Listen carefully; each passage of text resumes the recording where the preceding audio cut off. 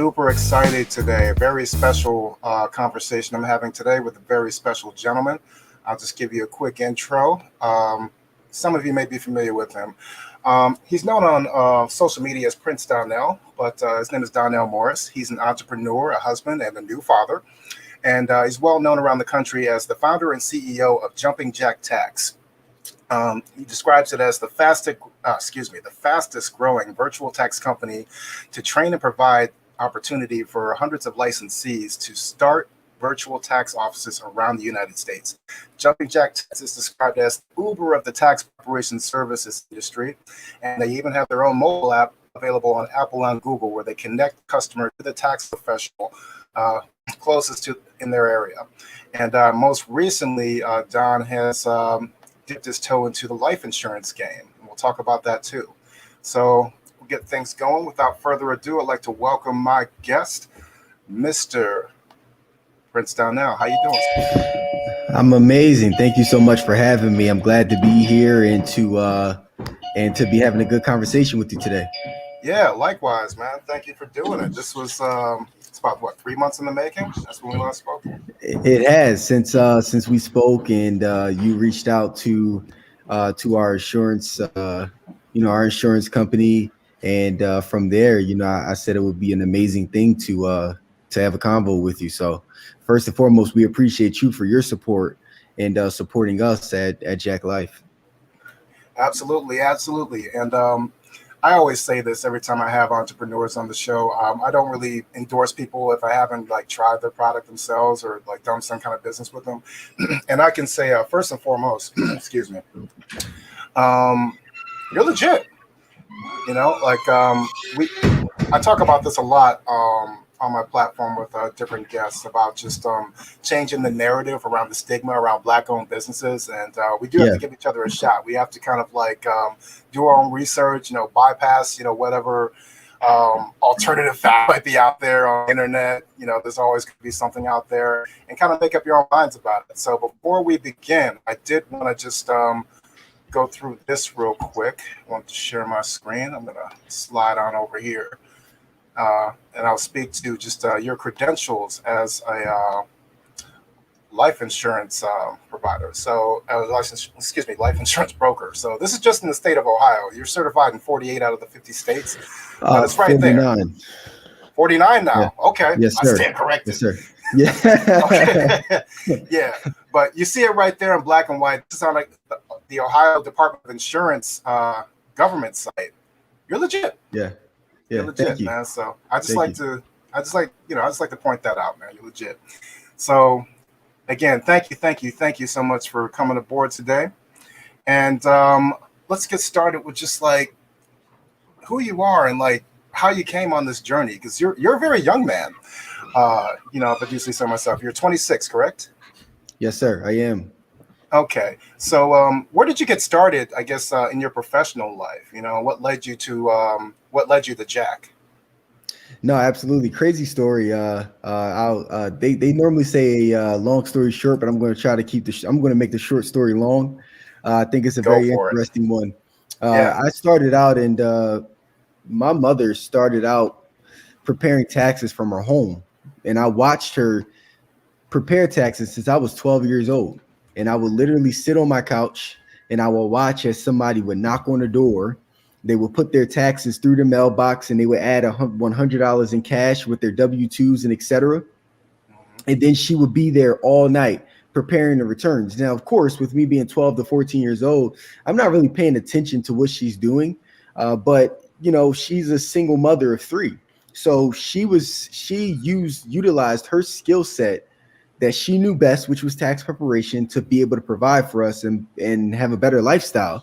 We grew up in an urban city of Philadelphia.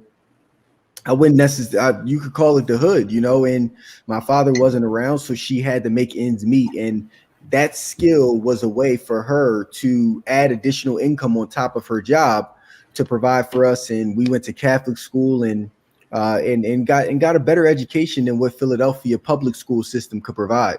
So that was my first exposure to taxes, although I didn't even realize it, right? Which I'll get back to in a sec. And then from there, I moved into graduating from high school at 18, 18 years old. And when I was in school, I think it was about the last 2 months of graduation. There was a table sitting there right in front of my cafeteria. And there was these two guys dressed in suit, one of them African American, the other was a white guy. And they said, "Hey, have you ever thought about working at a bank?" And of course, my goal was to go into finances and marketing. It's funny because my dream job was Goldman Sachs. And many of you may not know what Goldman Sachs is. They're the largest investment bank in the world. And anybody that wants to be an investor, a financial advisor or an investment banker, Goldman Sachs is the place, or JP Morgan Chase. And I wanted to work for one of the two. So I'm like, hey, this could be my intro into banking while I went to college. So I went over there, I filled out the application. And from that point on, they hired me. That was my intro into the banking industry. I started off as a bank teller. I was also working going to college. It got to a point to where college started to bore me, really, because I'm more of a hands-on person, and I want to make money and I want to get into the real world. And it dawned on me at a certain point that I'm going to school and learning something from somebody who does not match the actual income potential that I want to reach. But yet I'm paying a serious amount of loans and et cetera. So I'm like, you know what? I'm dropping out of college, which, by the way, I'm not suggesting anybody on this line drop out unless you actually have a plan established for yourself. That was one of my questions. We can dive into that too, like your position on higher education, because absolutely higher education only if you're going there for a skill. If you're not going to school for a particular skill, such as a doctor, an engineer, a lawyer, or some sort of financial service where you can walk away and utilize this skill immediately, then there's no sense of college to me. To just get a degree to say that you have a bachelor's of business administration, but yet you can't use business administration in the real world. It doesn't exist.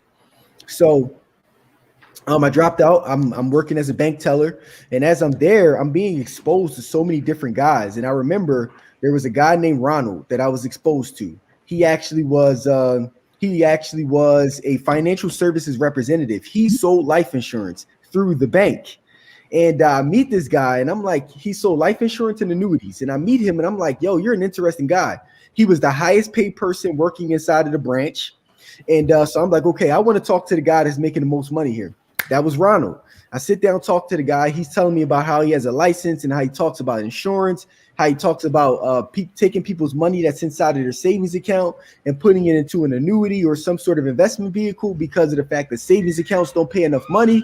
And I'm like learning all of this stuff. And I'm like, damn, what is inflation? And he's breaking down inflation and how it's 3% a year. I'm like, okay, this guy knows his stuff. So I'm sitting down and I'm studying them. And I'm like, hey, how do I become you? So he's like, talk to the manager. I go talk to the manager. The manager's like, you can't beat him. You have to put in a lot more work. I'm like, well, how much work do I gotta put in? How much work do I got to put in here? So encouraging. Yeah. That's the answer to everything. You got to put in more work. And I'm like, what is that? What does that mean? So I'm like, give me a plan and I'll achieve it. They said, we'll tell you what, you hit your goals for the next year and a half. When it comes to setting people up with bank accounts and credit cards and et cetera, show us your sales abilities. And from there, we'll talk about you being a financial services representative. So guess what I did? I showed off my sales abilities. I was aggressive. Every client that walked in, I referred them bank accounts, credit cards, hit the goals. Year and a half in, I had the conversation with the manager because I said I was holding them accountable for the things that they said. And by the way, this is important for those that are on the line.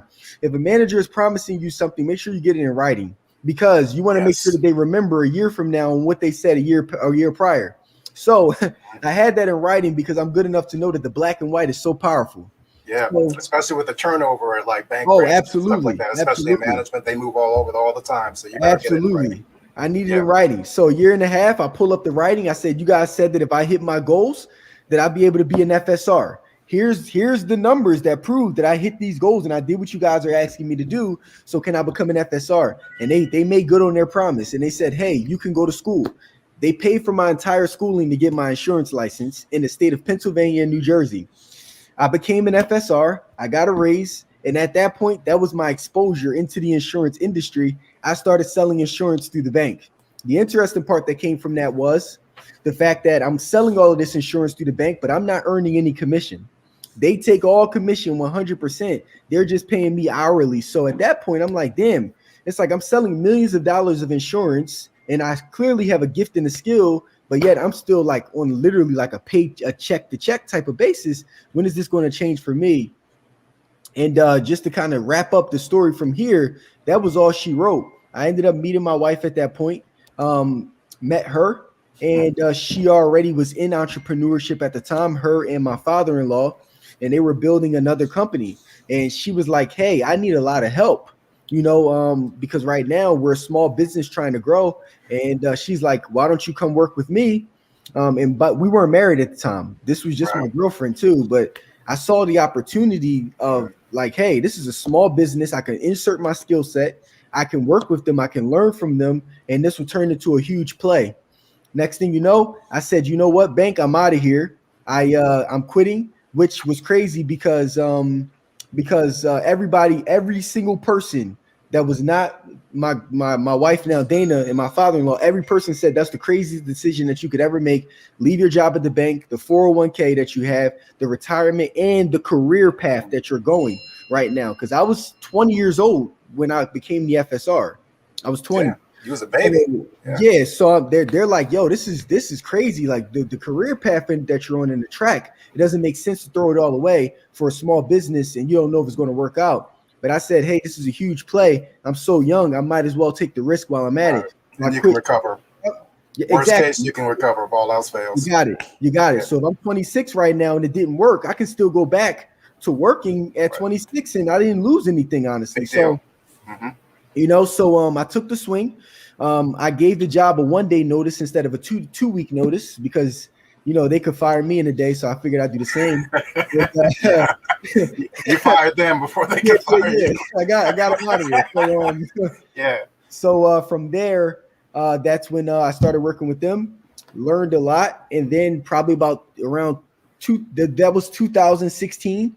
Right in 2018 was when I actually decided that I wanted to move back into financial services now, and that's when Jumping Jack Tax got launched. And we launched into the licensing program. And then from there, I like to say maturity. Maturity allows a business to grow. So when we originally started, it wasn't a franchise, but through that maturity, through just seeing the problems and the solutions, and we grew into a franchise. And then from there, taxes was very important, but through reading data, which we could talk about in a bit, I realized that majority of the clients that were coming inside of our tax office, they lacked one essential piece that creates generational wealth in our communities, a tax-free generational wealth at that, which was life insurance. And I'm like, hey, you know what? During quarantine, I'm going to go get my insurance license. During that quarantine, when the world was shut down, I literally sat down for 2 months. I studied, got my insurance license, and then got it in all 49 states. And we wanted to add life insurance to our book of business. So now we offer taxes and insurance. So when a client sits down with us to get their taxes done, we can now have a full service conversation with them about their taxes and their insurance needs. Wow, what a story. And I want to park this a little bit. Let's get back to your wife and business partner. Yes. I think it's incredible what a man can accomplish when he's got the right woman in his corner. And I'm just speaking from personal experience. Like my income has shot up well over 50% since I've been with my wife, since we started dating. And I can't stress that enough, getting the right partner in life to help be your partner and everything else on the planet, man. So can you talk about like that relationship and how it's like evolved, from just being your girl to being your business partner to being your co-parent to just being your everything? Because for those of you that aren't familiar with Don's wife, she's known as Dana Chanel on social media, and she owns several LLCs herself, right? 4 or 5. Correct. So my wife, Dana Chanel, actually is the founder of Curl Bible, which is an online beauty supply store, and they are huge, like growing. I remember the day that she started it, and it went from Curl Bible to she's had an app, a mobile application company. On top of that, she also is invested into real estate now as well, where now she has some properties and etc. across the city of Philadelphia. So she's doing extraordinary things. She has an extraordinary mind.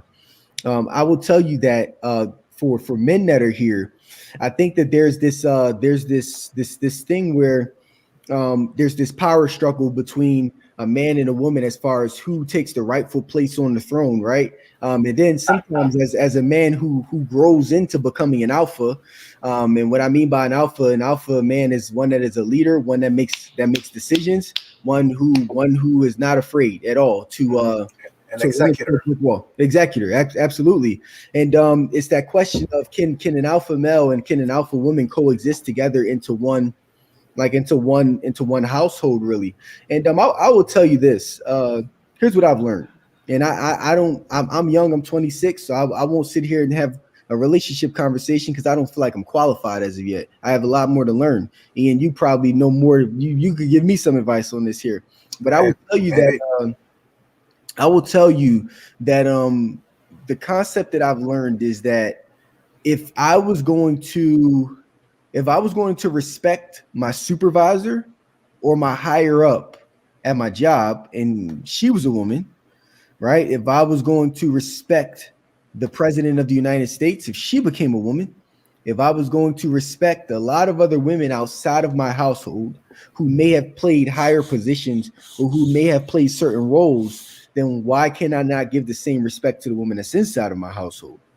Absolutely. Right? Because I was going to do the same exact thing outside of it. So to me, it just makes a pure common sense that we live at peace and we're better together when we're not trying to insult each other or trying to find this power struggle, but we figure out what's best for us. So I think me and Dana have really found what's best for each of us, and we stay in each other's lanes around that. So she knows I'm very extraordinary at one piece of the business, and she relinquishes power in those areas and says, "Hey, that's all you. In these areas, you got it." But then I understand that there's certain areas that she's just highly extraordinary in, like her speaking abilities and the way that she can break things down and the certain people when it goes into business deals. And I know that she would be a better person to speak to that particular client about a business deal than I say, "Hey, I'm relinquishing power." But the reason being is because as a man, I've come to realize that my sole purpose to be able to provide for my family is to get the job done. Now, whoever can perform the job to the best of their abilities, that has nothing to do with me. The goal is I was hired and I was set forth here as the man, as the head of household, as the CEO to figure out who is best at the job. No politics involved. And if my wife is best for that job, then I step aside. If somebody else on my team is best for the job, I step aside.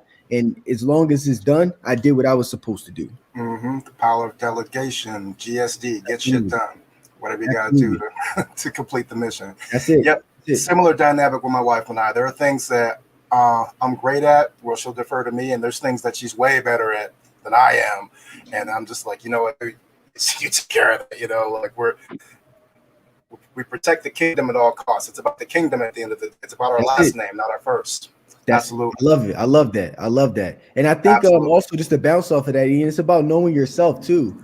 I think as a man, you kind of got to you got to know yourself and realize that you're perfectly comfortable with somebody else taking on a task and them excelling at it and you congratulating them for excelling at that task, no matter who that is. I think that when you don't understand yourself, insecurities and all that mess. Yeah, like I'm okay. Like I'm happy with who I am. I'm happy with what I do. If somebody else gets success today for what they do, then it is what it is. You know, I'm still totally fine with who I am as a person. You know, so that's why we're able to coexist today. Yeah, I've said before that every episode of this platform that you see, that's just me getting more comfortable with my own skin, you know, week to week, month to month, episode to episode, live stream to live stream. And I've come a long way from where I was when I first met my wife, not even when I first started seeing my wife, to where I am today. I'll give you a little bit of background, then we'll switch gears. But my wife and I have been together, well, excuse me, my wife and I have been friends for 10 years now. She put me in the friend zone for 3 years before I could even before I even got a shot, like a clear shot. And let's see, we've been together now. Let's see, it's 2021, 7 years now. We've been a couple. We've been married for 5 years this summer. We've been parents for a little over 3 years. We have a beautiful little daughter, and we've been, business partners probably about as long as we've been married. So about 5 years, give or take. She has her own. She just launched her own dance studio. She's a performing artist and a performing arts instructor. So if you got two left feet, holla at Mrs. Cigar Talk. She is Amalgam Arts and Wellness on Instagram. Check her out. Yeah, yeah, women, man, women are dope, man. Like I've always preferred the company of women, but I've grown a different appreciation, for having the right women around you. Like they just provide something that men just can't. It's cool to have dudes around and everything, but I prefer women, most of the time, just because like they're smarter than us. They think differently than we do, and they know how to get things done for real, for real.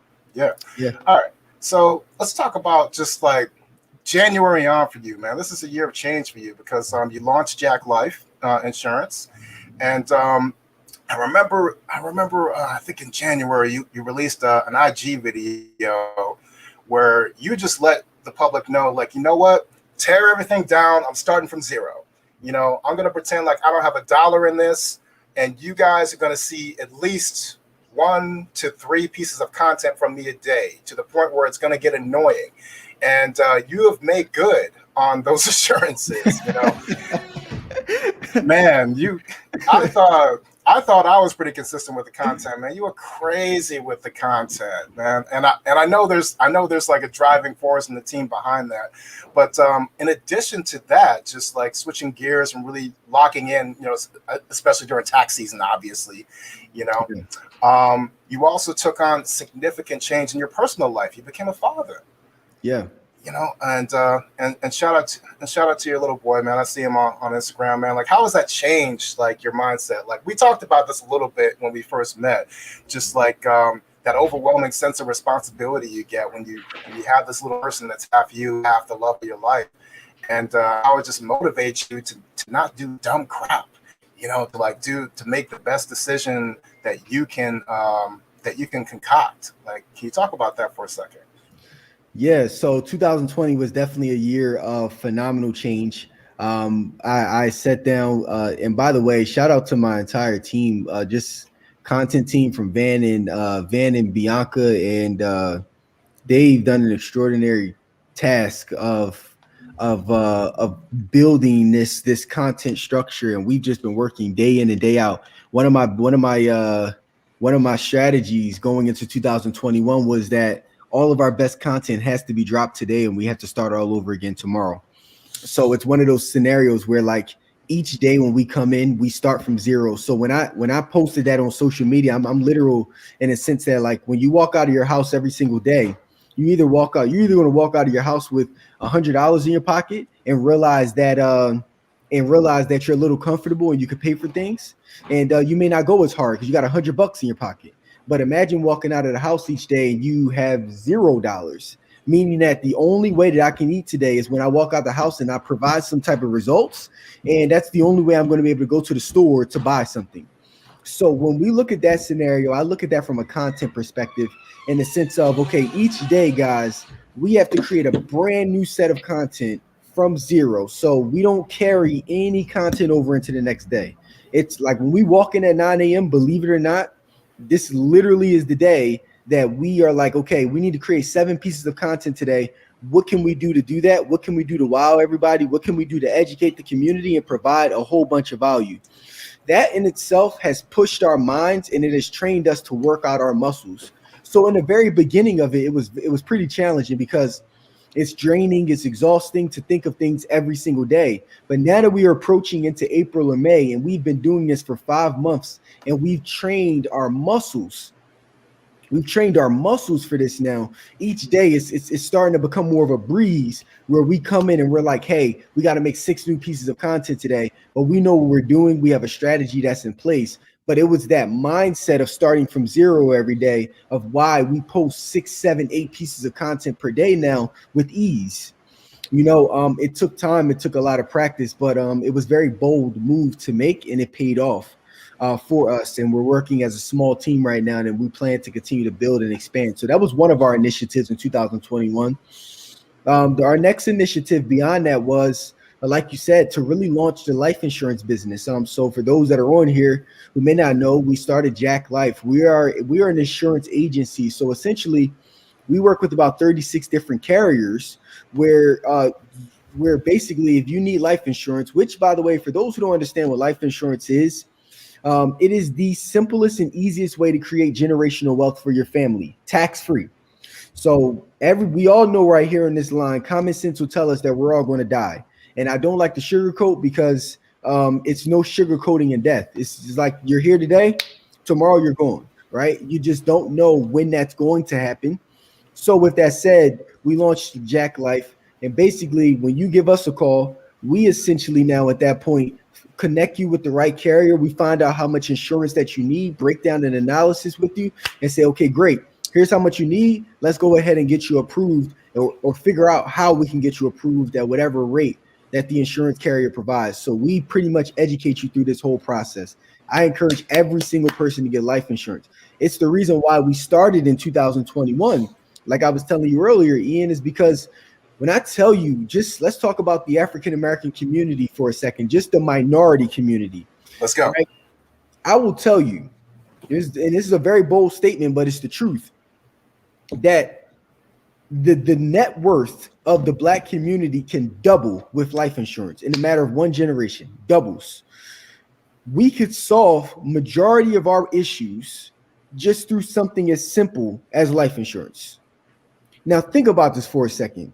What if your grandmother and your grandfather left you with life insurance? What if your mother and your father left you with life insurance? What if you sat around a table with you, your aunts, your uncles, your cousins, and it was a mandatory requirement that every single person in the family has life insurance? And by the way, I'm not speaking out of speculation here. I have life insurance. My mother has life insurance. My wife has life insurance. My little brother has life insurance. My little sister has life insurance. It is a requirement now that everybody has life insurance. Why? Because we're betting on something that's guaranteed to happen. Of course, we don't want it to, but we're betting on what's guaranteed. With that being said, if somebody around this table is no longer here, if they have a $500,000 policy, now $500,000 just sat in the middle of the table. How much different would that make all the rest of us around the table that are hurting, but now have $500,000 to be able to invest? And now we can take that $500,000, probably either pay off a property or buy a new investment property. That just set us on a track of now having ownership. Now that $500,000 property now has 3 rental units in it. Now I'm getting passive income from the rental units, something that we did not have before. And now let's just even break into a little further for those that want to follow me. Now you got a property, you got rental units. With those rental units now, you're getting passive income. Now you can go ahead and grab a line of credit to pull the equity out of the rental unit, because remember, you own it because the life insurance from that family member passing allowed you to buy the property clear and free and clear. You go to the bank, get a line of credit, pull the equity out of the property, and guess what you can do with the equity now? Put that back into circulation, buy a new property. Now you're playing the game here, right? You're playing the game. Now ownership is starting to roll, but it all started from one simple concept, which is let's all get life insurance, because we can guarantee that one of us here at this table, well, no, not one of us, every single one of us here at this table are going to pass. We all just have different expiration dates. So with that being said, let's make sure that all of us are taken care of. Mm-hmm. That's why in 2021, it was a mandatory thing that we go into life insurance. I feel like it was a way for us to really enhance our minority communities by offering this service and educating. And I didn't want to just talk about it. I think right now on the internet, it's a lot of just, hey, get life insurance, and it's a bunch of conversations about it. Right. We wanted to take it a step further. I'm talking about how you leverage it. Yeah, like let's not just talk about it. We talked about this. Me and your man's talked about this. Some people, well, most people that or most clients you deal with, just like they just want to know how much it costs and then pay for it and not be bothered with it ever again. Yep. You know, rather than like really like making it work for you. Yep. And there's so many ways to do that, and we didn't want to just talk about it. We wanted to say, hey, call us. We can talk about it and we can educate you, but that's not where the conversation stops. After we talk and educate you, now let's push through an application, because we're not going to sit here, collect information, and then not doing anything with the information. No, let's take accountability here. And that's why we wanted to really go into the insurance field. And plus, it just made so much business and financial sense for us as a franchise to offer taxes and insurance, since every client that comes in our location needs it. Yeah. All right. Let me talk about just like my experience with Jack Life real quick. So just for all the uninitiated, you reach out, you schedule an appointment with a broker, either yourself or somebody from your team, and then you have a sit down, a consultation. They run what you guys call illustrations, based on your income, your assets, your liabilities, whatever you hold dear in life. Whatever, if you were to drop dead tomorrow, knock on wood, what would you not want to burden your family with? Paying off the house or the cars, or making sure your babies can go and do whatever you want.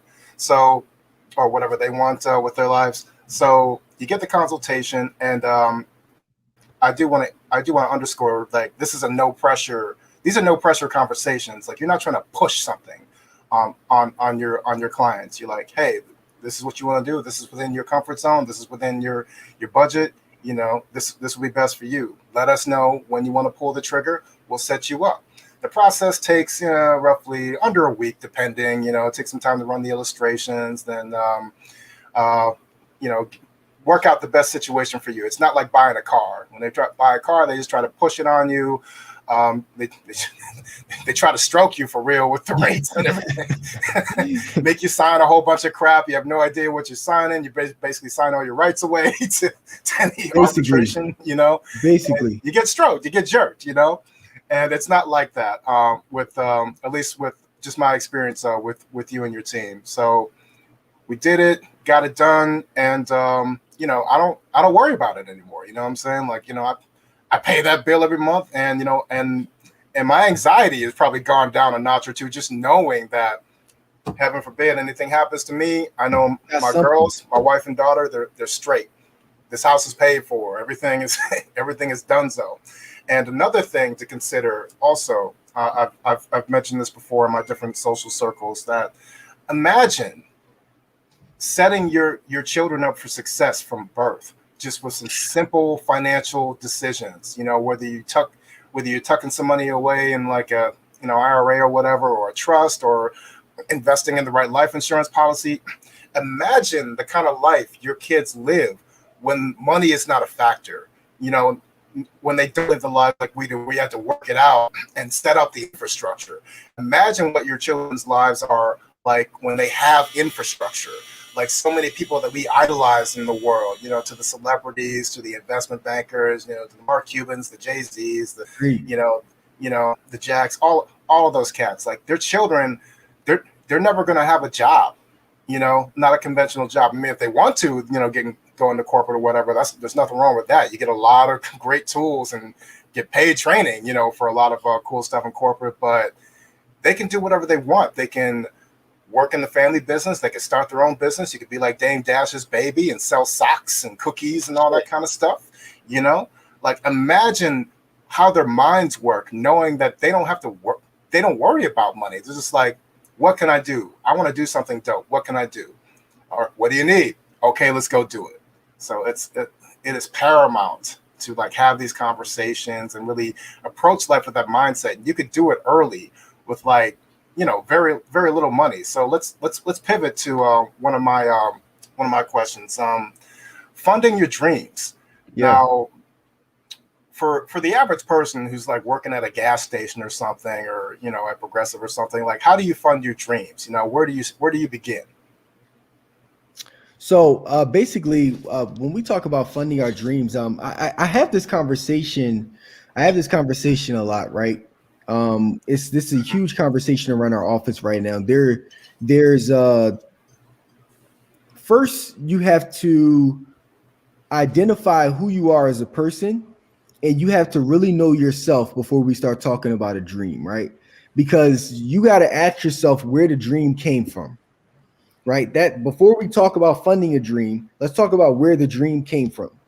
Now, a lot of times in our community, specific in African American minority communities, the dream was sold to us because I feel like the government and society wanted us to go a specific route to stay away from all the things that they do, which actually creates real impact. Right. So, for They want us example, to support their infrastructure. absolutely. Keep the wheel moving, be a cog in the wheel.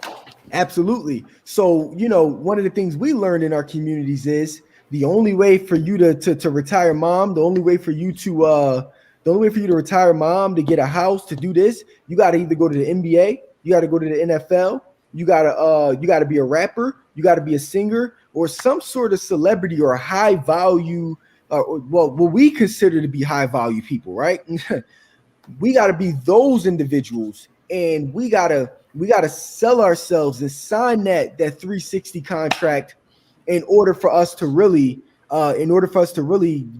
get to where we want to be in life.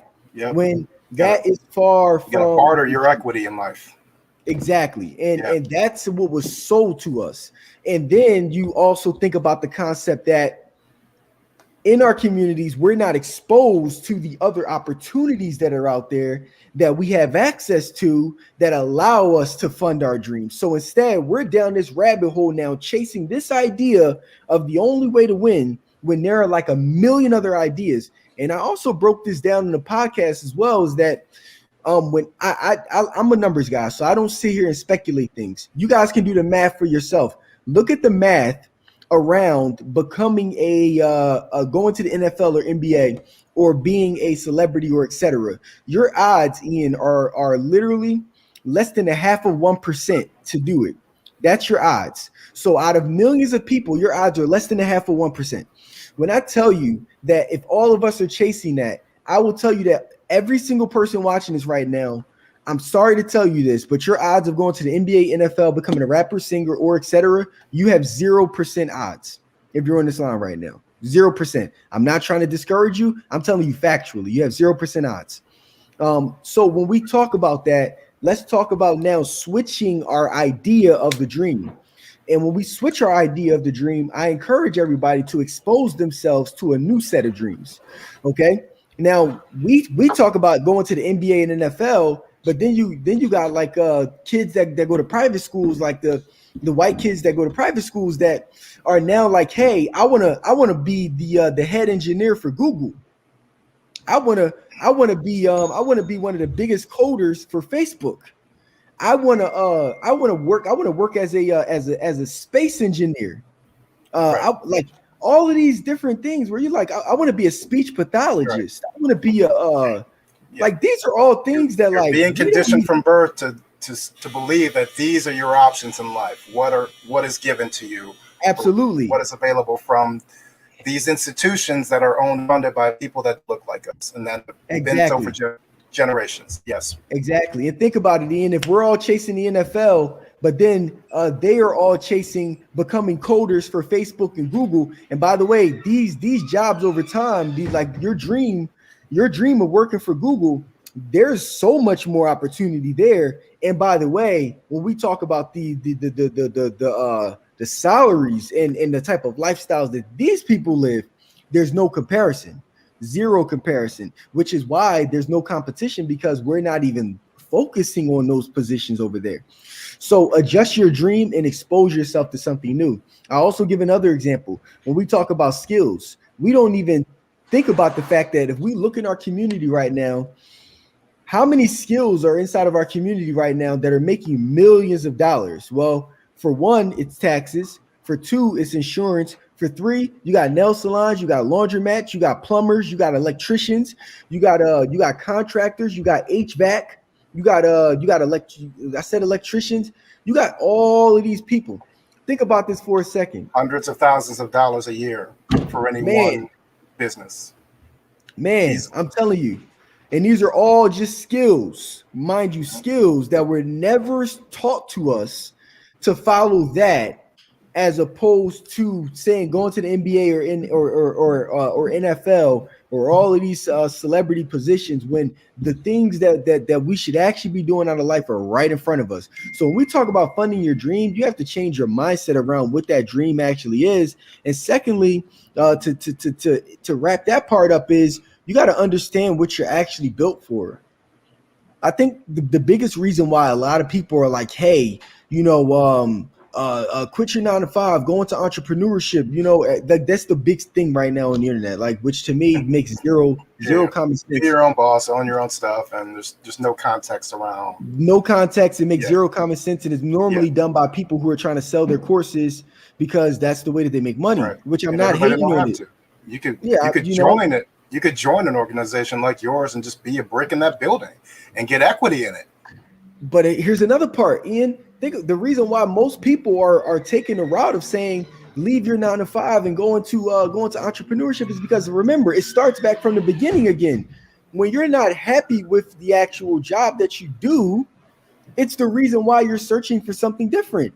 These people that work at Google and Nike and Facebook and all these companies, you think that they're having conversations like that? No. Why? Because that was their dream job to begin with. They had their dream job. For us, it pays the bills, but it doesn't give us fulfillment. It doesn't give us fulfillment. So we're working as a cashier somewhere. And of course, I want to leave my 9 to 5 and move into entrepreneurship. I work as a cashier. I don't even see an upside for me, nor is there going to be one. But imagine now, if what you were actually doing, there was complete fulfillment in it. And on top of the complete fulfillment, your lifestyle is taken care of at the same time. And you're like, yo, this is a dream. So the issue is that when we take it back to dream, you have to understand yourself, identify who you are. Then you got to know what you're built for and realize that you could work your dream. And if you and I will tell you that if you were not fulfilled at that point, then yes, maybe entrepreneurship is the route to go. But when I say understand yourself, you got to understand that the entrepreneur business owner route, that's not for everybody. Because it requires a very particular type of person, a very, very particular type of person that I think that 98% of people are not ready for anyway. Yeah, everybody can't lead. We've seen our share of bad leaders. I've seen bad leaders. I've worked for bad leaders. I've worked for great leaders. Like it's a niche thing. Absolutely. So, just identify your dream, man, and realize and just expose. I just ended off saying just expose yourself to something new. Don't just follow the herd and the sheep and what they're telling you to do because that's where they want you to go. Expose yourself to something new, and I promise you it's going to change your entire perspective around what's actually out here. There's millions of things that you can do out here, but we only know about 10 of them. Right. And my philosophy on any of us that are working 9 to 5s out in corporate or wherever, take a look at that institution and what they offer to you to help kind of like load up your chamber. Like, do they offer free leadership training? Do they offer mentorship? Yep. Do they offer tuition reimbursement? Yep. Look beyond your paycheck, what they can invest in you. Like, look at what you can do. Like, let's say you got a 401k, you've racked up like, $50,000 or something like that. How comfortable are you with taking like, say, 5 or 10% of that, doing a draw and investing that in something that you want to do with the rest of your life? Absolutely. You can do that, especially now with the pandemic. There's been penalty-free withdrawals available. Yes, absolutely. And I'm not advocating for people just to go out there and draw on their 401k and go willy-nilly. Like, really develop a plan and approach it seriously. But you could be your own bank. You can fund your dreams without having to go to the Wells or PNC or whoever and say, hey, give me 50 grand at X amount of interest or whatever. You can fund yourself. It's your money. You just reinvest it in your own life, man. Look beyond your paycheck. Look at what you get in medical benefits and all that, and leverage that. And one piece of advice that stuck with me, I got from an executive level leader once at a job, and she told me, because I was expressing, I think, probably career frustrations or whatever at the time. She told me before she departed, don't expect more than this place can give you. And know what they can give you. So, if you're not getting that validation you're looking for in that institution, then be thoughtful, be smart, and develop an exit strategy. That doesn't have to be in the next 3 weeks. Let it breathe for as long as possible. Give it a year. There's so many opportunities. Just touch on that, Ian. I love what you just said. Do you know everything that the company actually offers? And I promise you, that blew me away, because if you were to ask so many people that question, especially when these people are working for billion-dollar companies, which many of them have huge infrastructure, do you know everything that they offer? Because I will tell you that 99% of people, if you ask them that question, Ian, they're like, no, I don't. So when you ask them that and they say that they don't, that'll already tell you that a lot of the lack of satisfaction that they're receiving out of their lives is literally being self-inflicted, because they don't even understand everything that's in front of them, even when it's right in front of them. Yeah, but guess what? The job can't tell you to take these features and benefits that they offer, which many of the benefits that they offer are free. So they're not going to advertise it because they got to pay for it when you take it. So instead, they leave it in the background and say, whenever you decide to wake up to take it, that's when we'll offer it to you. Well, flip that mindset. They're paying you to take advantage of those benefits. Yes. Like, look at it that way. Don't look at it like, oh, they're sucking me dry. They're taking my time. They're sucking out all these income taxes, whatever. Like, no, they're paying you to better yourself. You just have to rise to the occasion. You got to take it. Absolutely. I love that. I love that. You got to take it. You got to take it. I love that. All right. Let's switch tracks to data, because now we're running out of time here. So I wholeheartedly believe in this in business. You got to recognize what your data points are, what you're trying to yield the return on investment, and figure out exactly, where you're winning and where the opportunities lie. Can you talk about how you approach data a little bit?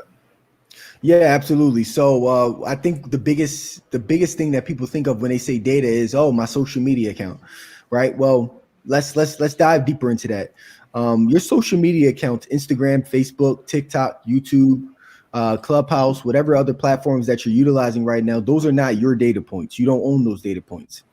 And I think that's a big misconception that they're your data points. Well, actually, when in all actuality, if we break it down, I got 720 something thousand followers on Instagram, about 400 something K on Facebook, 150 on TikTok, close to 100 on YouTube. I'm pretty spread out across all platforms. That's a part of our social strategy. But here's the beautiful part. At any given time, Instagram could just delete my account. Data gone. They don't like your content. Out of here. Yep. Gone. At any given time, they could limit how many, all of the followers that I've built, right?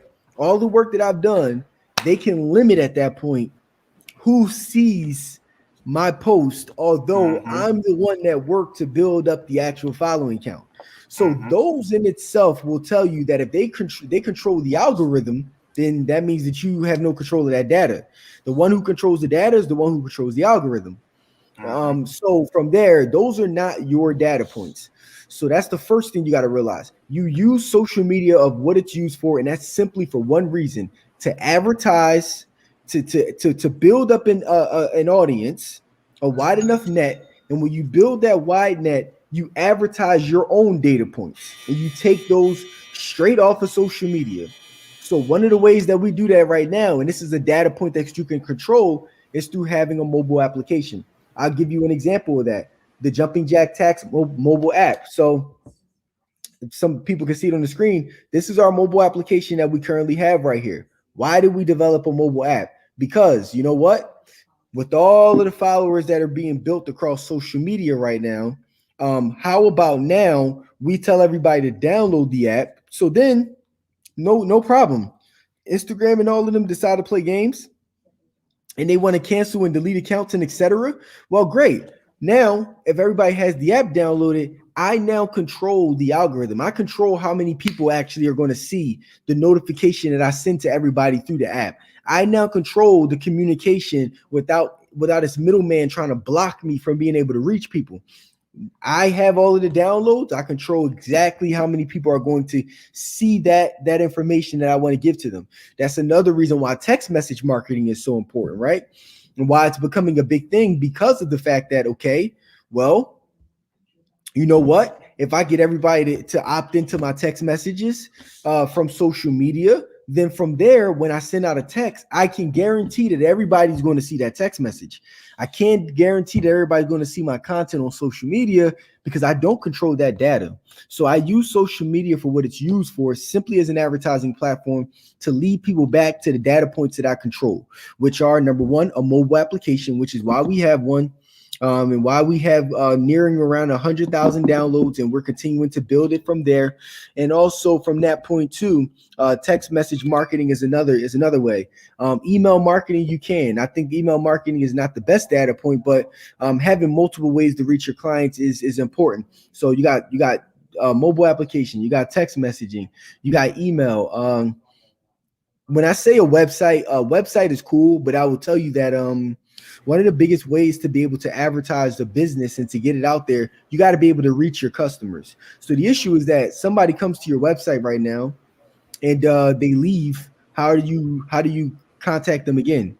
If they did not provide you with the data point, then there's no way for you to reach them. That just became a visitor, unless you decide to retarget them, which that's a whole nother conversation. Right. Retargeting. Focus on closing the loop. Absolutely. And the way to close those loops is through you need to make sure that before anybody leaves your social media channel, before anybody leaves your website, they have to be crunched into a data point that you are able to retarget and recontact them again with the click of a button. And my favorite is a mobile app. That's my favorite. I believe that mobile applications are the future. I think that's going to be the future of where businesses are going to be. If you just think about it for a second, the main thing that everybody carries around all day is a what? A smartphone. And majority of the things that are on a smartphone are what? Applications. That's how everything works. So when you and a lot of selfies, but yeah. So when you think about that now, if your business is actually is one of those apps on their smartphone, you're basically like a piece of real estate that's being carried around on a device that they keep with them all day long. Mm-hmm. So now this little thing right here, where is it at? This little thing right here, right? Wish I could show it. That little box right there that says Jack Taxes. Now imagine if this is on your front screen all day as a potential customer. Think about this. No matter where you go, when you unlock your phone, you may not have paid attention to it, but your subconscious is seeing it. Jack Taxes. Yep. Your brand is on people's minds every single day. That's all I gotta say. Need no more explanation from there of how powerful that is in 10 years. Yep. And as far as managing your social media for brand visibility and brand awareness, there are less expensive social media management platforms that you can use to kind of bring it all into one place, whether it's Sprout Social or whatnot, or Loomly, that to actually mine those data points and figure out like where you are visibility wise. I give you a free one, Ian, because I think a lot of times we like to complicate things. I give you a free one. Facebook developed their own platform for you to be able to manage all of your content, for you to be able to manage how many people see it, how many people shared it. Facebook gave it to you for free. You know why Facebook gives it to you for free? Because of the fact that they want you to stay on their platform. Absolutely. So for everybody that wants to manage their social media, that wants to manage their data, that wants to manage how much engagement they're getting, shares, likes, comments, reach, anybody wants to do that, there's a platform called Creator Studio. CreatorStudio.com is made by Facebook, and it's free. All you need to have is a Facebook and Instagram account. You'll connect your Facebook and Instagram accounts to Creator Studio for free, no debit card necessary. They're going to pull all of that data. They're going to allow you to see how many likes, comments, shares, reach, impressions that you have. And on top of that, they're going to allow you to schedule all of your content out for the next month. So now if you still work right now, right, and you may not be able to manage your social media, create all of your content on the weekend. Yeah, do time clustering. Yeah. And then put it Take all a Saturday. Up. Yep. Done. Yep. Just schedule it out, then you can go about your business. And just make sure the scheduling is free. The work is going to cost you, but the scheduling of things are free. So that's what we do here in order to manage that. And it's been working for us effectively. That's dope. All right. I got a few more questions. Do you have the time? No problem. All right. Beautiful. All right, man. So to operate on the level that you do, and you operate on a very high level, like it takes, in my opinion, an immeasurable amount of energy to do this. I've had people tell me this about myself too, because I live a busy life and I still run like several social media platforms for the Cigar Talk channel and platform. So can you give us an idea of what the average day looks like for you? right? Like when do you get up? You know, does it start with like does it start look like a workout? Does it start with a smoothie? You know, are you reviewing emails with your morning coffee? Like, what is that? So morning, our morning is interesting because I start off at 5 o'clock a.m. Ian, 1 second here. Let me just Yeah. let me get my team taken care of here. One No second. problem. Always working. Yeah. One It never second. stops. Let me check out these comments while you're looking at that. All right, perfect. Cool. I'm back. All right, so All right. So the all right, average day, you start at 5 a.m. Yes, I can hear you. yes, sir. So start at 5 a.m. Of course, that morning meeting is so valuably important. So myself, along with my wife and team, we start out at 5 a.m. And one of the things that we do is that we like to structure. We have a clear structure of, okay, how much revenue was generated yesterday, right? How much revenue do we plan to generate today? How do we plan to do that? And what is going to be our marketing strategy for today in order to do that? Why this is so important, because I think that the start of your morning, is the end to a great day. And by you starting off by pinpointing and knowing your data, right? And this is all a part of finances. I think this is a part of being an entrepreneur. You got to know your numbers. I think a lot of times, I've seen so many entrepreneurs who literally don't know their numbers. Like they don't know how much. If I were to ask them how much money you generate yesterday, oh well, I might have done this. Well, you might have, or you did, right? Like it's not a matter of a might. It's not a matter of an if. It's a matter of, did you hit your target or did you not hit your target? And then if you did not, why did you not hit your target? And can we analyze why we didn't hit our target? Maybe was it the fact that maybe you didn't post anything on social media, and maybe that's not why you hit your target. Maybe you didn't make enough phone calls and you didn't hit your target. Maybe your sales script is off and you didn't close enough people, you didn't hit your target. Who knows? But other than that, if you can, again, like you said, Ian, like fill that loop and understand like where's that missing link, then you're never going to win because you don't analyze your data. So that 5 o'clock a.m. is all about analyzing the day prior and then figuring out what we're going to do differently today from that day prior. So for example, I'll give a clear example. This morning, I talked about the fact that we had about 200 leads that came in yesterday from one post that I put on social media. The video was 13 seconds that I put on social media, and everybody can review it. It actually was a post where I was like snapping, and then there was a tweet going across the top of the video, and I was talking about life insurance. That turned into 200 people saying that they were interested in life insurance with the Real Friends instrumental. Exactly. So now when you think about that, yeah. I look at that and say, wow, 200 leads. Okay, what was it about that post that turned into 200 leads? Now, how can we duplicate that again? Because clearly people were interested in that. That's the type of data that you got to do either the night prior or in the morning. So you can either duplicate results or you can make changes of things that aren't working.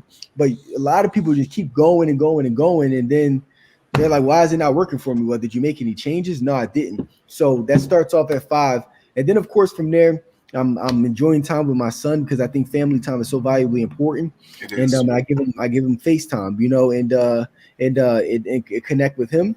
And then from that point, I'm here at the office, and me and my team do it all over again, like we talked about. We start from zero. We have a whiteboard full of so much information over there talking about what do we plan to do today? What's our system? We're starting from zero. And we do the same thing. What worked yesterday? What can work today based off of that yesterday? What are we trying to experiment today? Everything that we do is all about analyzation, right? It's all about analyzation, especially in the beginning stages, because things change so rapidly when you are a new brand that's starting up, especially when you don't have as much resources as somebody else. See, like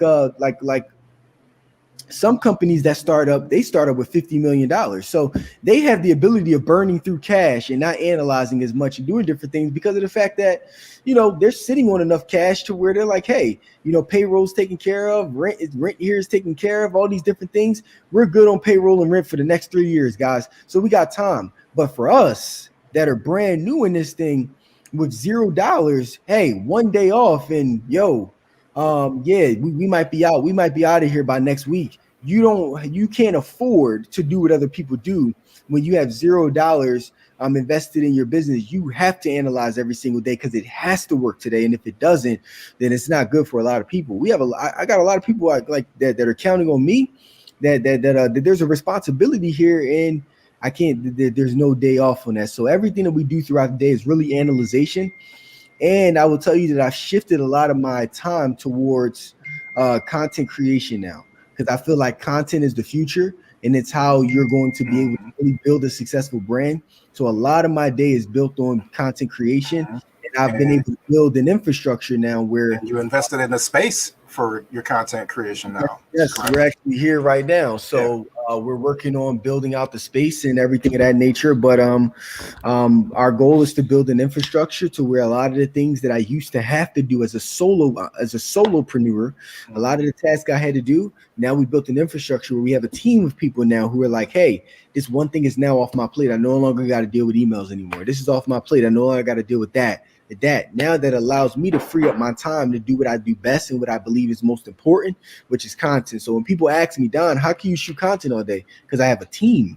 You know, you're not a one-man band anymore. Not a one-man band, and that's another big issue of why I think that entrepreneurs are going to run into this brick wall. Because if you're constantly keep trying to bash people that work 9 to 5 and want to live a dream, but you're saying that everybody should be entrepreneurs. Well, now in that case, when it comes to that point in time where you're like, hey, I want to take it to the next level, I need a team. Well, nobody wants to work for you because clearly you don't value them enough. So you clearly said that through all of your content that you don't value people that actually work that want to work with the part of the vision and the dream. So now you're stuck, and you can't surpass that next level. Yeah, and your team, I wanted to ask you now, are these people you've hired or people that you know and have hired?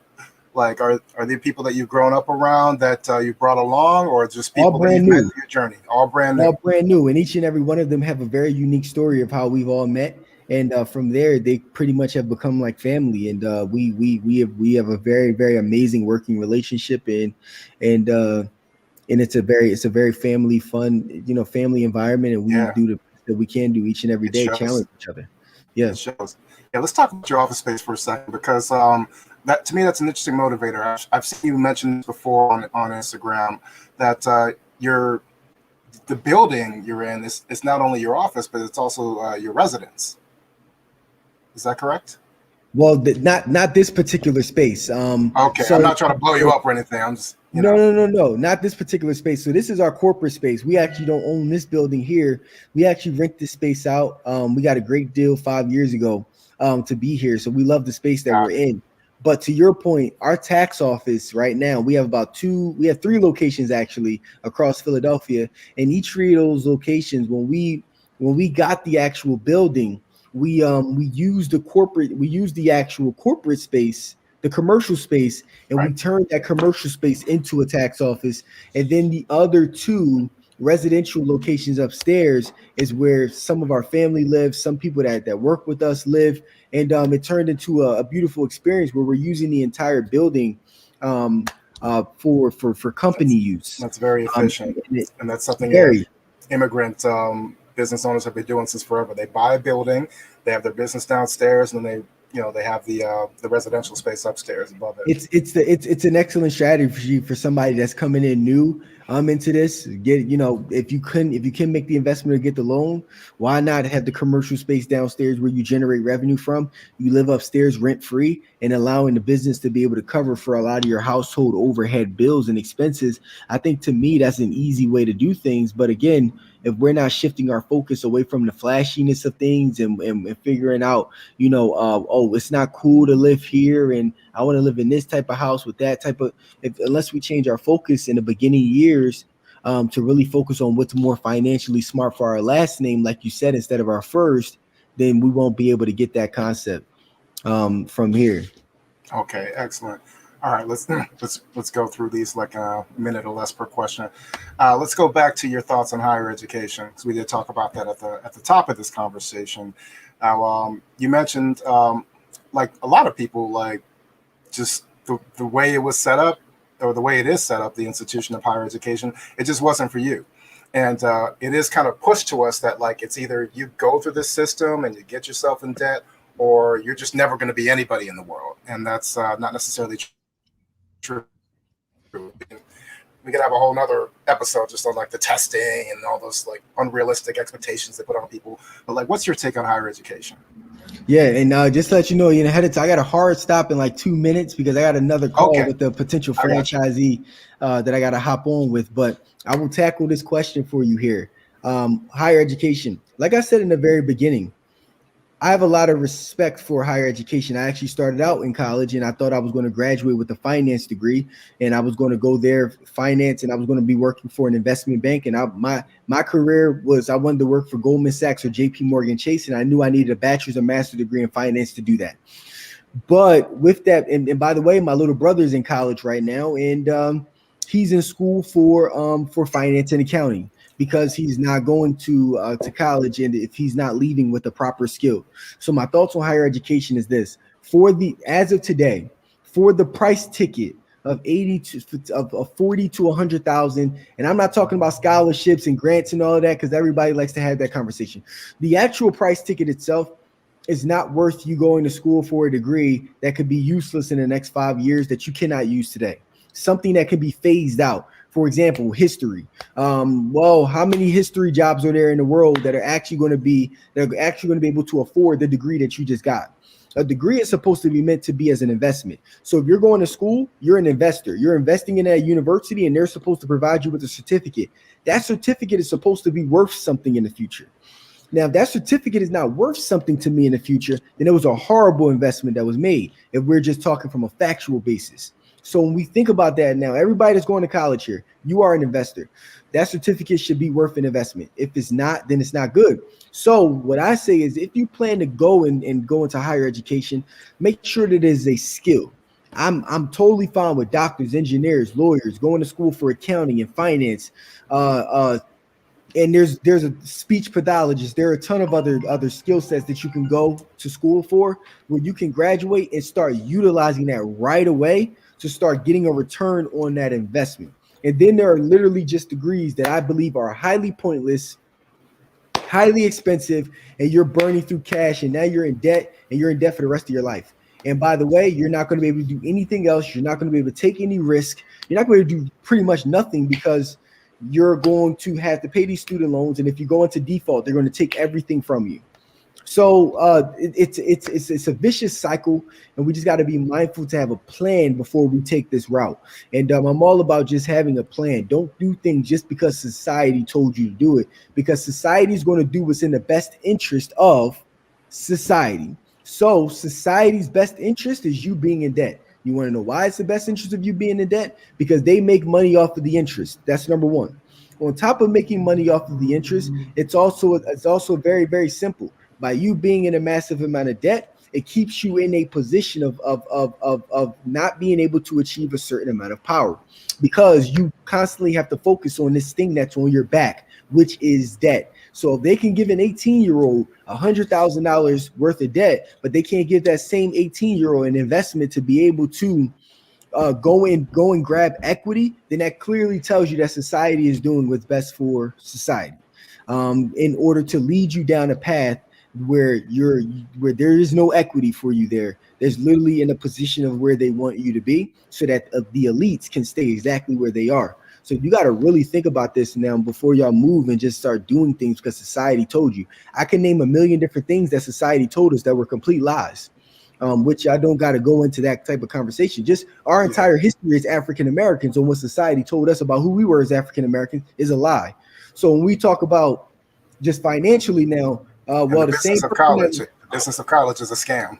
It's a lie. So when we talk about, it's not an opinion, brother. That's a fact. So when we talk about, we talk about the same people that lied about our history, and now the same people that lied about now education, where now we're almost $3 trillion in debt on higher education, and more people are defaulting than ever.